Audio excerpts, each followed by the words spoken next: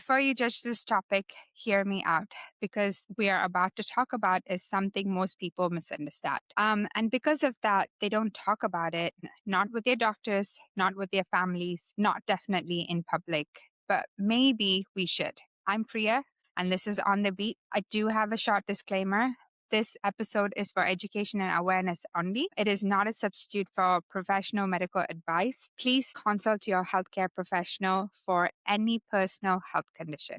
And today's conversation is not just medical, it is something very personal for me and for our guest here today, because behind every diagnosis, there really is a real story. And today I'm joined by someone of Fort Worth community that knows really well and respects and truly admires a chef, a restaurateur, a community leader, and someone who turned his experience into awareness for others. So thank you, Jon, for being here today. Thank you so much. It's my pleasure. Thanks for having me. Of course. Can I ask you something? When everything first started, did it feel serious or just like something minor? Now, when I first thought I had a lump in the side of my throat, just a lymph node, I went to my doctor to check it out, and they said, "Don't worry, probably just clogged up, and I'm going to give you some antibiotics." So I really didn't have any reason to be too worried until I reached the end of those antibiotics and realized that it hadn't changed. It maybe even had gotten a little worse. In which case, I went back to the doctor, and he referred me to another doctor. And I think I got a little scared when I looked up who the doctor was that they referred me to, and he was the top cancer specialist in the city for this exact type of thing. And I realized that this was probably more serious. I'm really sorry to hear that. So at what moment did you feel like this was more serious, when the antibiotic you said that they gave and actually got worse? What got worse, if you don't mind me asking? I just had a lump here that it's about the size of a pecan, and it just kind of hardened, and it just stayed really enlarged and wasn't changing. And eventually, the doctor said, "Well, let's get you a CT scan, let's get some biopsies, and see if this is something maybe worse." And all of that, the CT scan suggested that it might be cancerous. So I was obviously pretty nervous at that point. The biopsies kept coming back inconclusive. They never could quite find what they were looking for. So the surgeon Huh. said, "Let me remove that lymph node. We'll do a surgery, and I'm just going to go right in here and remove that lymph node." He ended up taking out 3 lymph nodes. And I remember my wife was standing there Sorry. as I woke up from the anesthesia. And she said, Huh. "Are you with me? Are you here?" I said, "Yeah, I'm awake." And she said, "They took out 3 lymph nodes, and 2 out of the 3 showed cancer." And they knew him. I'm so sorry. Yeah, they knew immediately what it was. He put it under a microscope before I even woke up. So I know what you've got. It's called squamous cell carcinoma, and we have squamous cells on our skin and in mucous membranes. Right. So that's the thing. We have squamous cell all over our body. Yep. When it is in the right place, then we don't really worry about it. Right. It's just when it accumulates in the wrong places is what we consider as cancer. And I'm so sorry that you're going through all of this, but I'm glad that they did catch it earlier on. I am glad And that you I got just it didn't done. ignore it. Sure. Right. And I think the whole point of us having this conversation is that don't take any symptoms Right. lightly. It's like we put it off for later, and then later turns into months, sometimes years, and then it could be far worse than catching a lymph node and excising Yeah. it. I will say, when I talked to one of my doctors, one of the oncologists, he said, "Let me tell you, this cancer that you have has an extremely high rate of survivability and cure, especially because you came into me very early. We caught it. It's stage 3. It had spread from my tongue and throat to the lymph system. So it had it had spread to the stage 3, but he said most people come to me and say, "Yeah, I've had this lump for a year." So Gosh. catching it Yeah, early is definitely key to having a definitely high key. success rate. I'm so happy that you did.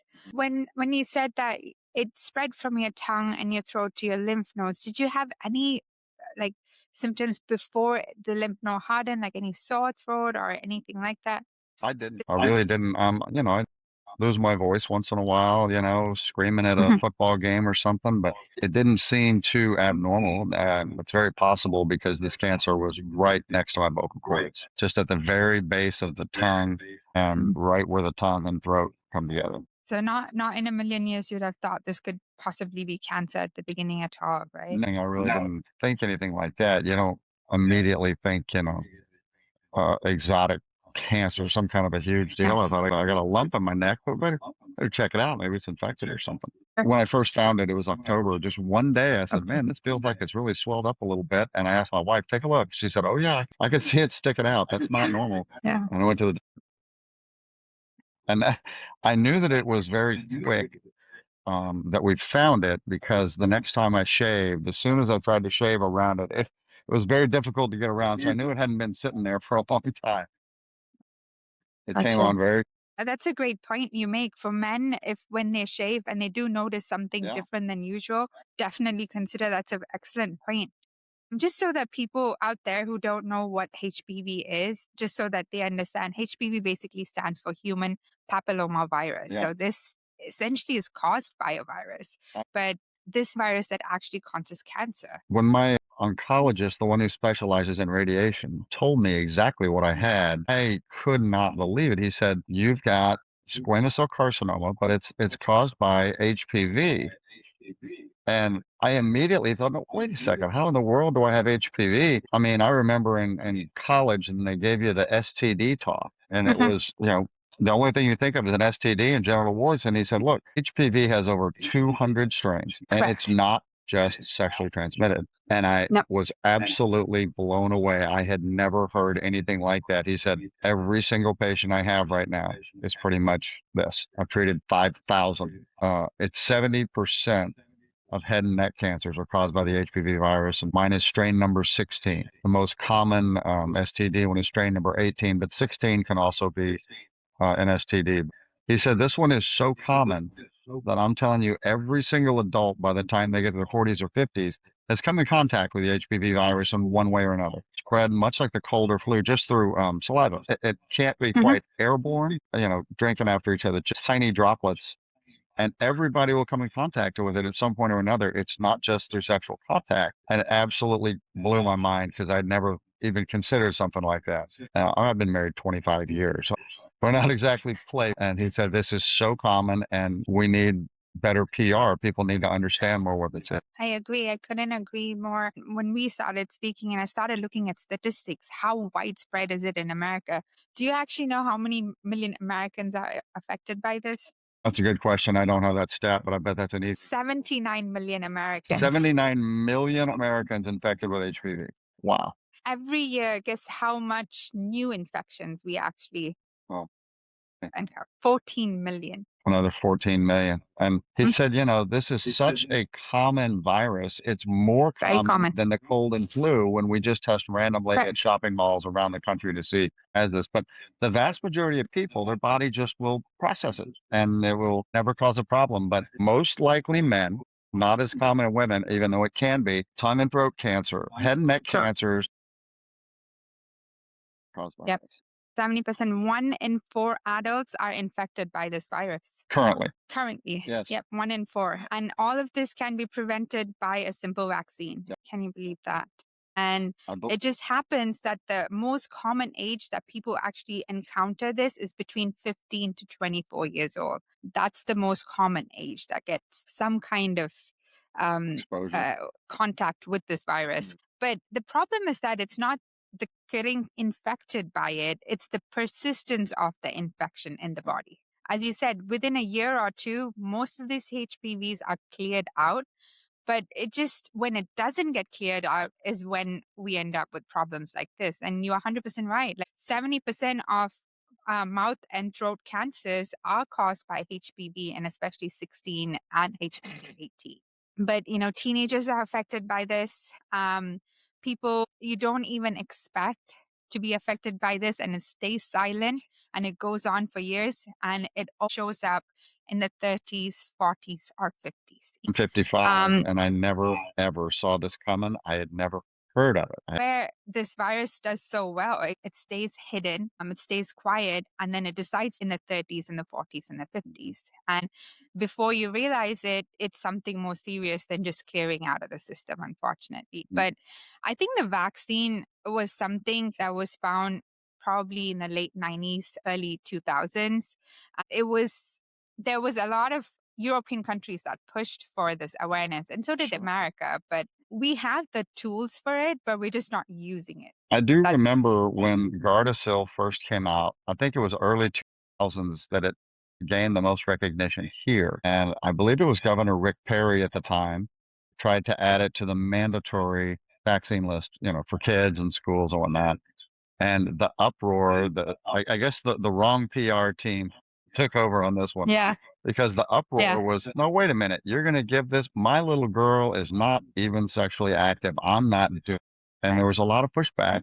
And I believe it was taken off the list. I believe we're at Gardasil 9 number now. So number 9 Mhm. now. So it's been improved over the years. There's over 200 strains of the HPV, most Mhm. problematic strains that are out there, the most common ones to Right. cause problems. And you're right. In 2000s, they were actually actively giving it. A lot of the parents said no. My parents were actually proactive in thinking this vaccine has shown efficacy in people It who are works. not sexually active. It actually works better in protecting. Important for people to realize this is not just girls. This is men too. Mhm. It's meant to.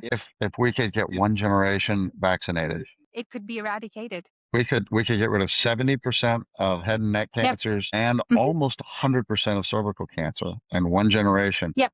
And I Yep. believe I read that Australia is already there. Yes. So I don't see why United States has to be behind. Wrong Just have PR to. team, right? Well, maybe hopefully we are the right PR team Let's hope. pushing for it. But yeah, I got it when I was 16. It was two simple shots. Day one, and then 6 months later, got the second one, and that's it. It didn't even hurt. And to think that I'm protected for the rest of my life, that's thanks to my parents. They decided and they were brave enough to do it, even though they got pushed back. I'm glad that they were smart enough to say, no, you know what? The doctor says it's good for her. We're doing it. I had no idea that it was even available for men. And I really wish that I had gotten it in my 30s and the early 2000s, and I wouldn't have had to go through all of this. My Right. doctor said they typically recommended for people up to age 45, but Yeah. obviously talk to your own doctor and see what they recommend because everybody's different. Right. Right. The age of 45, Mhm. but it'll be 3 doses. Oh, Just because as you get older, after the age of 26, a 3 series is better than a 2 series. But definitely talk to your doctor. Don't take our word for it. They are your specialist. Talk to them, get the help, and get protected today. I am really grateful that you are saying that out loud and sitting here and speaking despite, how you're feeling. I think it takes brave souls like you to come out and say, hey, listen, you don't want to go through what I'm going through. And hopefully people will take that leap and go and get those vaccinations. I think it's important to reiterate that STD just has such a bad stigma that everyone thinks it's an STD only, and the HPV virus is also non-sexually transmitted. So many people immediately jump to one thing. Okay, I know exactly what happened now, and it's just not the case in so many patients now. Right, right. And I think part of it is the stigma and the judgment is Sure. what doesn't allow people because they don't want to be judged in a wrong mirror. Don't look at me that way. I'm a dad. I have earned my name and this is the status that I'm in. But how could I be diagnosed with something like this? Is because the virus is that smart. You could have just innocently come in contact with it.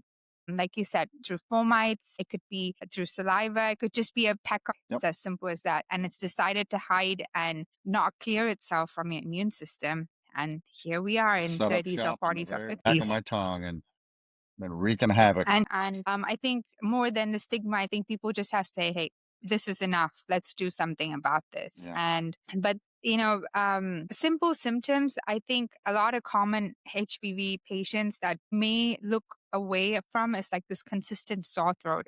They just keep clearing their throat and it hasn't gone away after a month. This bad pharyngitis, or you feel like you've shouted and cheered your team on, and that sore throat. And any kind of a lump or like a canker sore or something that really hurts in your mouth or in your throat that doesn't change and go away.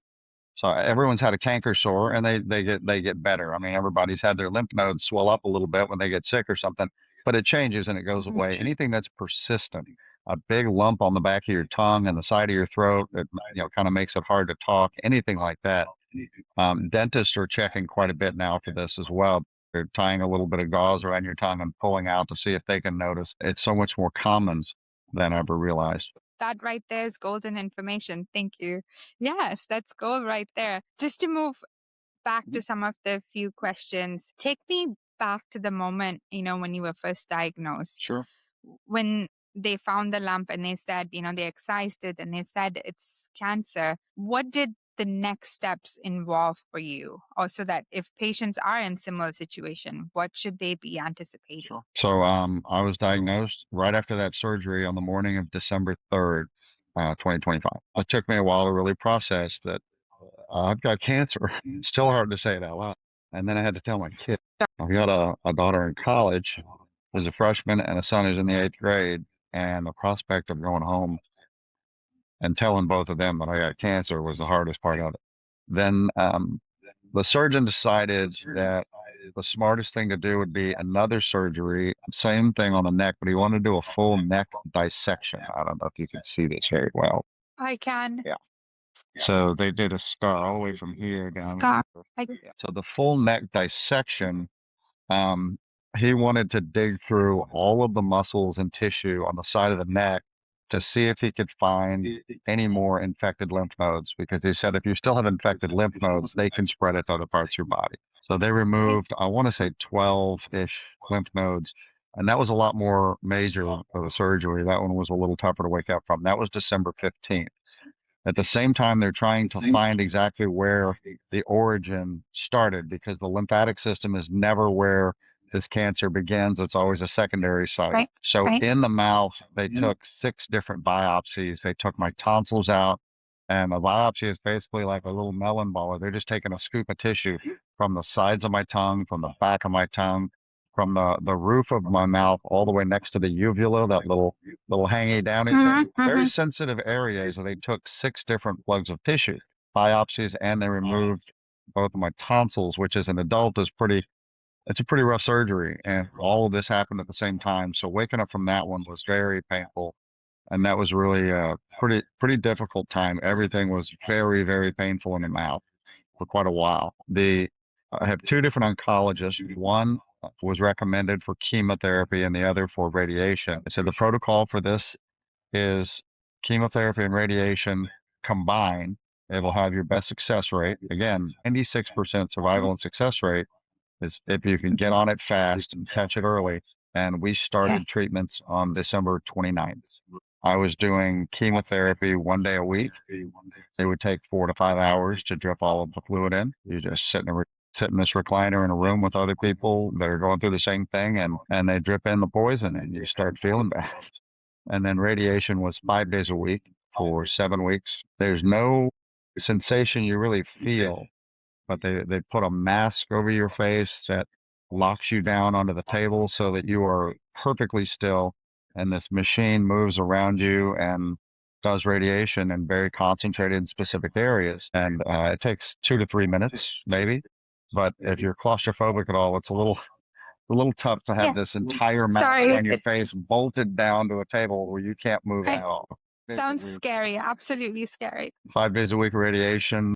We did 35 of those, and 6 weeks of chemotherapy. And, they did finally find the original site. It took a while. None of the biopsies came back positive, but they did run a camera, one of those wands that goes up your nose and then down your. So I'm sorry. all the way to the top of the back of your throat, where they can really see your vocal cords and everything. And the doctor said, I can see it. It's right here. It's at the base of your tongue on the right side. It's right inside there. Base of the tongue, top of the throat. At least we had a picture. He showed it to me on the screen. I'll show you a screen of a screen here, but it's Yeah, and I'll put it up at the end of the. Sure. The good news was that at least when they did find the exact site, Wow, my goodness. Wow. those 2 It's right there. The little knobby things there. is the right side of my throat. The other side you can see is clear, and you see the vocal cords.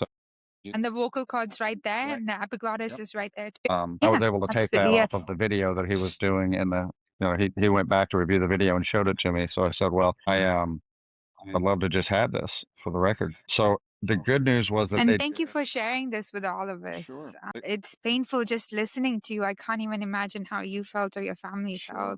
felt. It's a tough word to hear, to your loved ones.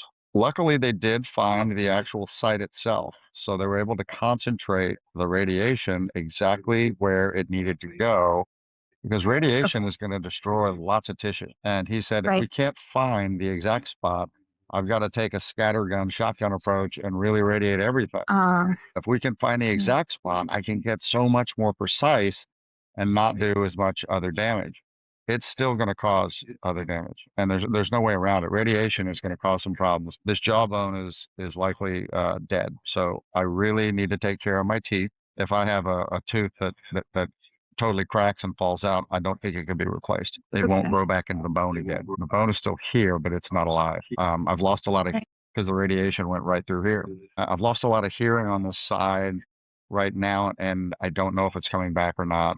I've had this ear. I had a tube put in, and they drained a lot of fluid out. I did that yesterday. They drained out a lot of fluid that was still built up, and I'm hopeful that a lot of this hearing returns. We don't know. It could be damage from radiation too. So there's always going to be collateral damage, even as good as they are when they do this kind of procedure. It's so much better than trying to do surgery because that part of the throat is not replaceable.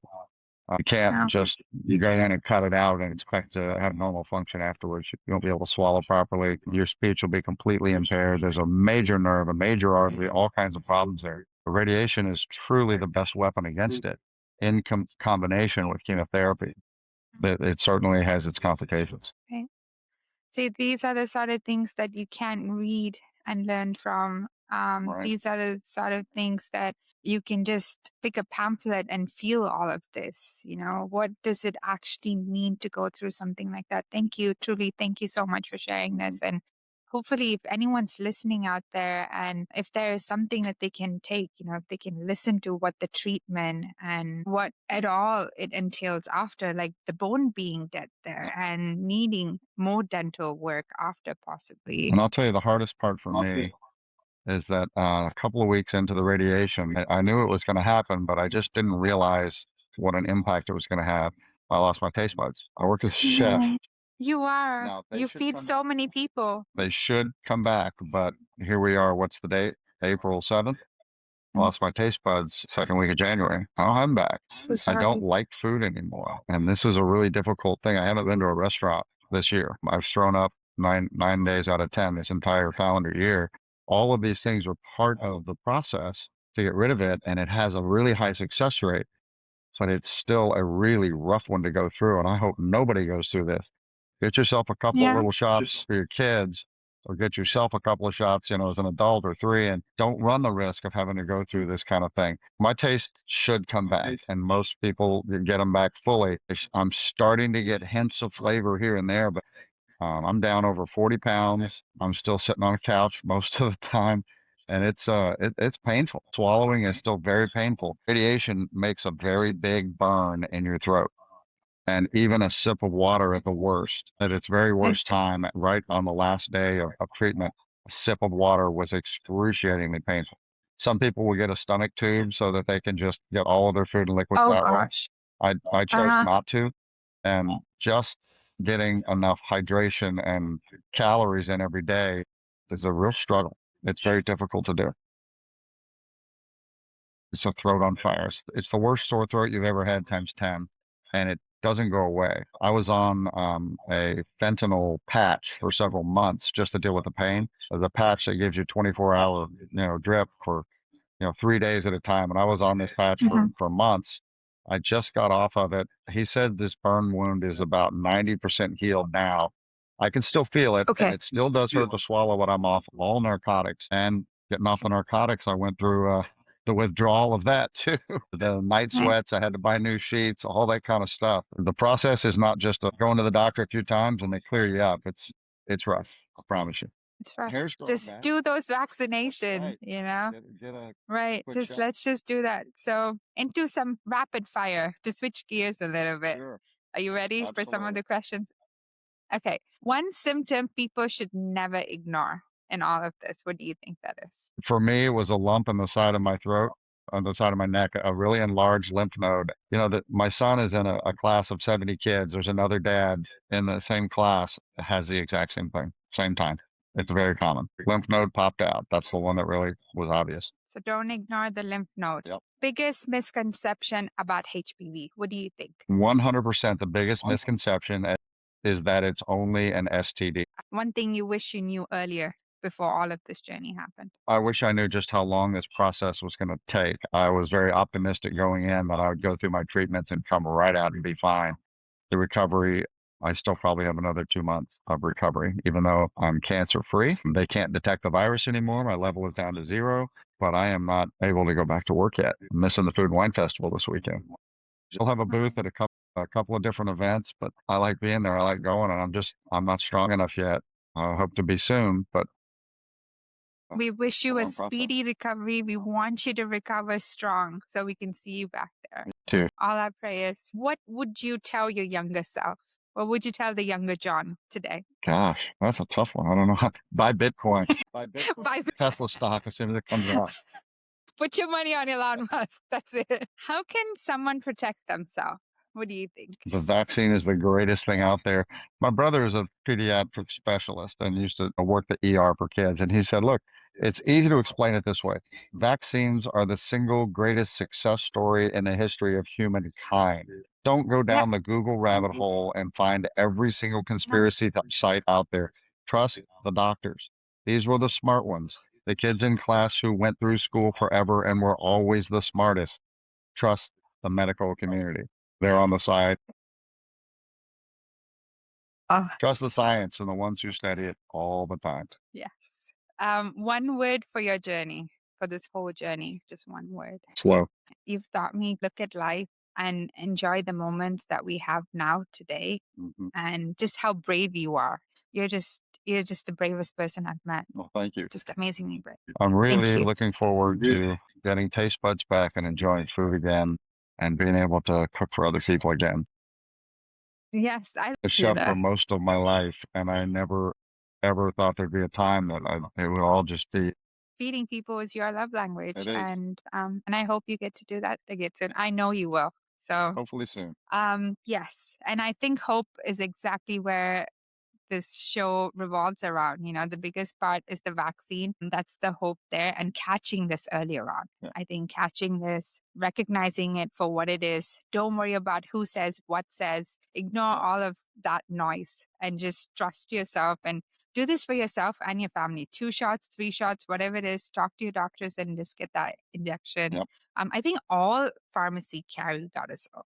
Now, all of them. You can just walk into Walgreens or CVS. Fine. It's not hard to come by, I believe, is the most preferred right now. Correct. And I think we're not losing this fight because we don't have the tools. I think the problem is we're losing it because we're not using them. Yeah. That's one final question. But it's also just a dangerous place. Don't believe everyone who starts a website or a blog. I agree. I couldn't agree more. And I think that's why I started doing On the Beat with Priya. I want the right information from the right resource to come out and people to just talk about this freely. So thank you. Thank you for being my brave soul to be here and talk about it. I don't want anybody to have to go through this again. One last question, Jon, if I may. What would you tell the person who's watching this right now? What would be one thing that you tell them, and this would be your mic drop moment? Gosh, get your kids vaccinated. It's not a question. Just do it. Get your kids vaccinated for everything we can. Think about diseases like polio and smallpox and anthrax. We have eradicated stuff. We can get rid of. This one vaccine right here is the only one that really does actually prevent cancer. This one is designed specifically to stop cancers, very common cancers. Absolutely. That's why this matters today. That's why this conversation matters. As I always say, a life well lived isn't luck.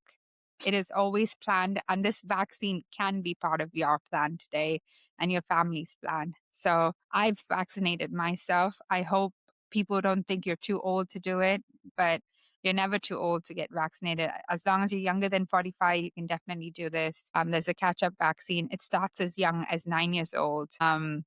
And sometimes I think when the body starts whispering things to you, we need to listen, pay attention, and start doing something. And it starts with a simple awareness that you and I are doing, John, today. And I'm Priya. I'm Chef Jon Bonnell, and I wish I had known about this vaccine. Thank you so much for your time today, John, and for being on the show. I'm Priya, and this is On the Beat with Priya. Thank you, sir. Thank you.